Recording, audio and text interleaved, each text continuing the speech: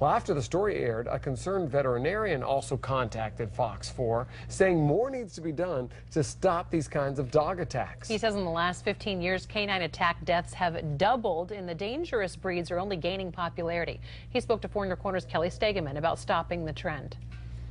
That's right, guys. A Sanibel veterinarian wrote a book about the subject. He says there are more than 4.5 million dog bites a year in this country.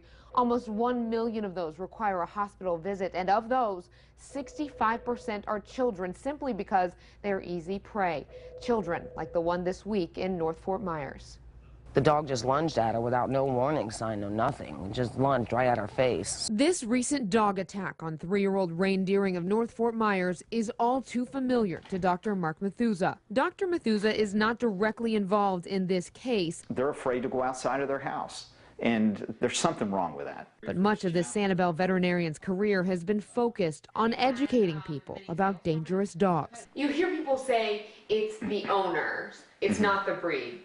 Is that the case? If you look at the statistics, you don't have to ask my opinion. Under a pen name, Dr. Methusa has authored a book dedicated to the issue called My Dog Doesn't Bite.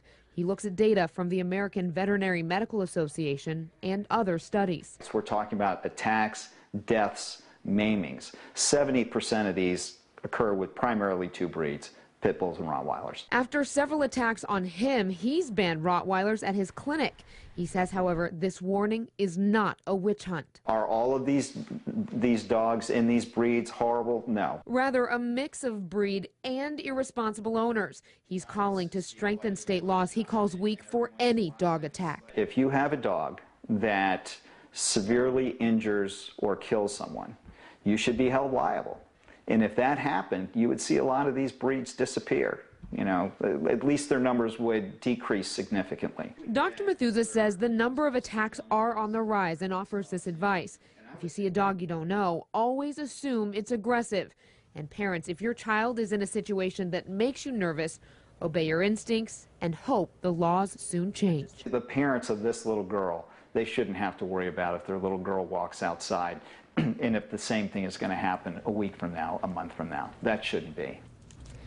Lee County Animal Services tells us, generally speaking, it takes one vicious attack on a human before a dog is taken from its owner. Oftentimes, fines are involved rather than jail time. Dr. Methusa says time behind bars is exactly what some of them may need. From the studio, Kelly Stegeman, Fox 4 in Your Corner.